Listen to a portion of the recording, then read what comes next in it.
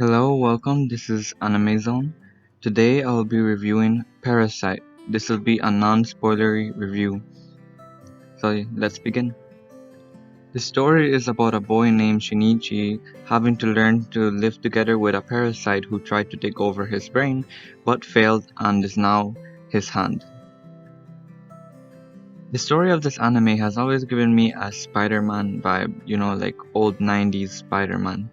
A teenager gains this ability and he has to fight people in his high school while keeping it a secret from everybody else, even though his life is not really better for it. Because usually in stories like this, right, everybody's into it. There's an organization that specializes in killing parasite or whatever. But this one has it more low key than that. If like there are secrets here. The parasites are actually not known. He has to hide to everyone that he is a half parasite, and it's very interesting because you don't see it that often in you only see this in like the Western comics, especially the Spider-Man thing with him hiding it from his family and the girl he likes and everything like that, while still struggling with the high school thing. So it was weird, but I did like it. I definitely liked the change in pace, or because it gave it a different feel, when the main character has to keep everything a secret, but still have to figure out a way to fight to fight through or whatever. This also frustrated me though, because sometimes I just wanted him to explain to people why, and so that he could avoid so many problems, but he chose not to, and they made Maggie or Migi be that reason because he says it here. Maggie is gonna kill him. So I don't think Maggie would actually kill, like it would gonna kill the person that he would tell it to. And at the beginning, I'm sure Maggie would have, but I think by the end, Maggie wouldn't have done it anymore. But whatever. The thing with my love for the show is very weird because the characters and the story are both good. Nothing special, nothing crazy, and nothing amazing, right? And I would only rate this show as like a B minus. But there's a level of enjoyment that I don't really get in other shows that often that this one gave me. The 90s feel combined with the whole Spider-Man feel, and then added on that is that it's a complete story that it doesn't go on apart from that, which nowadays is getting rarer and rarer.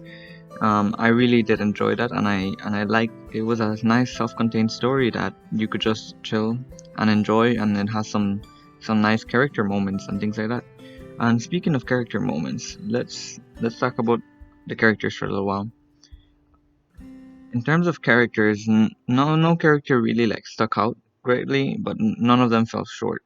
I think all the characters here were good, but I just wanna talk briefly about four of them.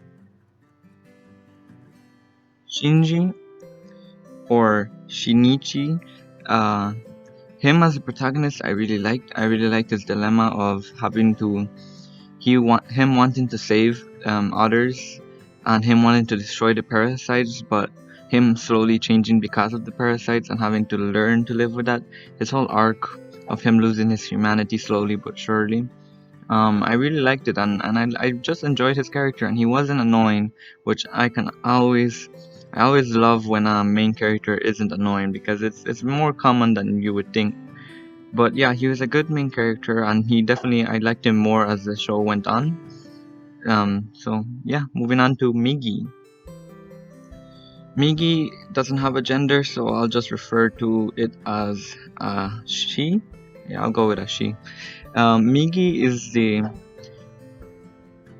is the one that has to has to also coexist with Shinichi, and since they're both different species, they have different values because Migi is only concerned with her own life, and the best route for her survival or whatever. So she doesn't engage in any battles that she doesn't think is necessary or that she knows they can't win. But then Shinichi wants to save someone, so he forces her, and that dynamic between them I really liked, and her slowly changing and learning and like understanding human emotions. I really liked that. It was a nice character moment. So next is Satomi. She was the main love interest, and I don't know. She was okay. I mean, she didn't really do anything, and she doesn't develop or anything. But she was nice, you know. She was, the Mary Jane of this Spider-Man like story.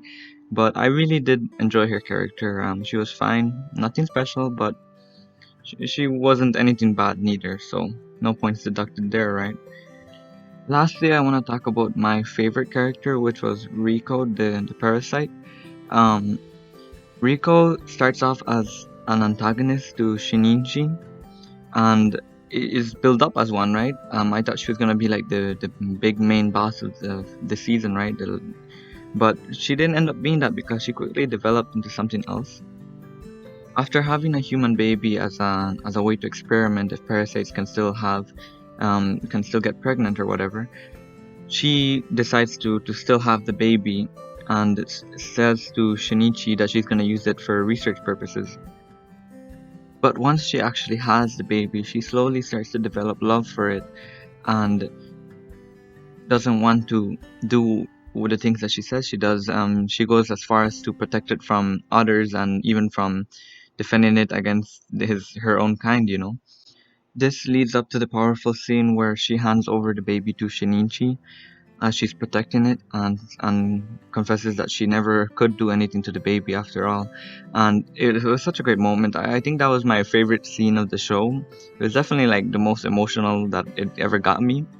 But that's what also submitted Rico as like my favorite character in the show. And I don't know, I liked that it went a different direction than what I was expecting, and I can appreciate it for that. And I'm glad that they went the way they did instead of just making her an antagonist or like a really smart antagonist or whatever. Because in the end, she realizes that humans and parasites aren't that different, and they could coexist together if they both wanted to.